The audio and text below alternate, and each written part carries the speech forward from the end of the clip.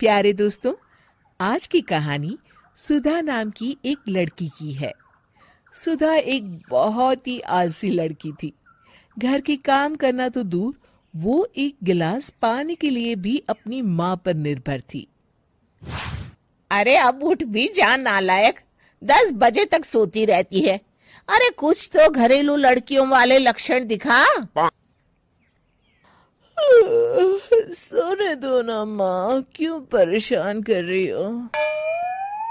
अरे भाग्यवान, क्यों मेरी बिटिया को तंग कर रही हो? सोने भी दो इसे। लो, बाप बेटी दोनों एक जैसे हैं।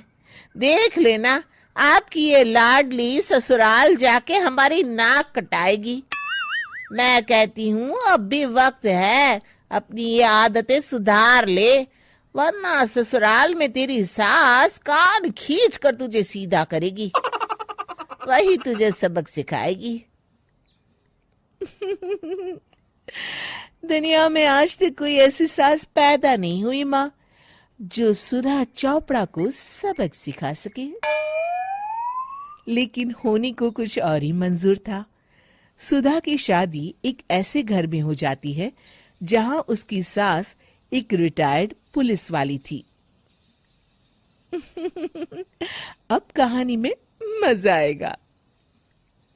हाँ माँ, यहाँ सब बहुत अच्छा है। मेरे ससुराल के लोग भी ना बहुत मिलनसार हैं। ठीक है माँ। मुझे नींद आ रही है, फोन रखती हूँ माँ। ठीक सुबह 5 बजे। अरे जल्दी उठो भाग्यवान, वरना कयामत आ जाएगी। हैं? अरे क्या हुआ? कौन सी कयामत आ जाएगी? अरे मेरी माँ आ जाएगी। तुम नहीं जानती, इस घर में सिर्फ मेरी माँ का हुक्म चलता है। सबको सुबह 5 बजे बिस्तर छोड़कर हॉल में पहुंचना ही पड़ता है। अरे अब इंसान क्या अपनी नींद भी पूरी नहीं करेगा? यहाँ मजाक चल रहा है क्या? तभी वहां सुधा की सास आ जाती है। अटेंशन! मजाक तो तू समझ रही है बाबू। ये मेरा घर है और यहाँ हर किसी को डिसिप्लिन में रहना होगा। अटेंशन! अरे माँ जी, लेकिन इतनी सुबह कौन उठता है? कौन होता है मतलब? हम सभी उठते हैं, रोज उठते हैं, और अब से तुझे भी उठना पड़ेगा। आखिर मैं पुलिस वाली जो ठहरी। अटेंशन! अरे माँ जी, लेकिन अब तो आप रिटायर हो गई हो ना। तो क्या हुआ? शेर कितना भी बूढ़ा हो जाए, शिकार करना नहीं छोड़ता। उसी तरह हम पुलिस वाले रिटायर होने के बाद भी अपने अनुशासन में ही जीवन जीते हैं। चलो अब बेकार की बहस बंद करो और उठकर हॉल में चलो। अभी आधा घंटा तुम सबकी परेड चलेगी। अटेंशन! अरे मैं कोई परेड नहीं करने वाली। सुधा की सास अपनी बहू का ये बर्ताव देख झल्ला उठती है। गौर से देख, तू कहां और किसके सामने खड़ी है? यहां बात सिर्फ एक बार समझाई जाती है, बस। अटेंशन! इतना कहकर सुधा की सास चली जाती है। अपनी सास का ये रूप देखकर सुधा घबरा जाती है और जल्दी से उठकर बाहर चली जाती है। उस दिन से सुधा की जिंदगी बदल जाती है।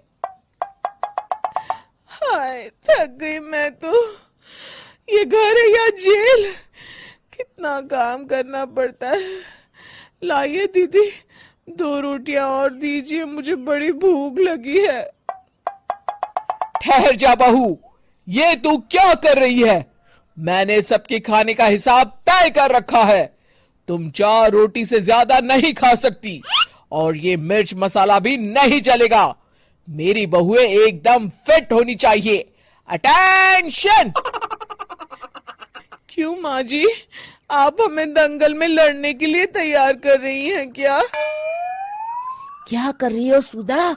माँ जी को मजाक बिल्कुल पसंद नहीं है। चुप करके खाना खा लो, इसी में भलाई है। इस तरह धीरे धीरे सुधा अपने सास के रंग में पूरी तरह रंग जाती है, लेकिन इसका उल्टा ही असर पड़ता है। सुधा अपनी सास से भी ज्यादा अनुशासन की पक्की हो जाती है। सुधा की सास तो सबको 5 बजे उठाती थी, लेकिन सुधा सबको 4 बजे ही उठा देती थी। दूसरी तरफ सुधा की सास की उम्र भी हो चलती है। माँ जी, आजकल आप सुबह उठने में बहुत आनाकानी करती हैं। मुझे ये सब बिल्कुल पसंद नहीं है। अरे बहू, मैं तेरे हाथ जोड़ती हूँ, भगवान के लिए अब मुझे छोड़ दे। इतने सवेरे उठना और कसरत करना अब मेरे बस की बात नहीं है। माँ जी, आप मैदान छोड़ के भाग रही हैं। आप तो पुलिस वाली हैं। अटेंशन! अरे अब कहाँ की पुलिस वाली, अब तो मैं रिटायर हो चुकी हूँ। बस बहुत हो गया।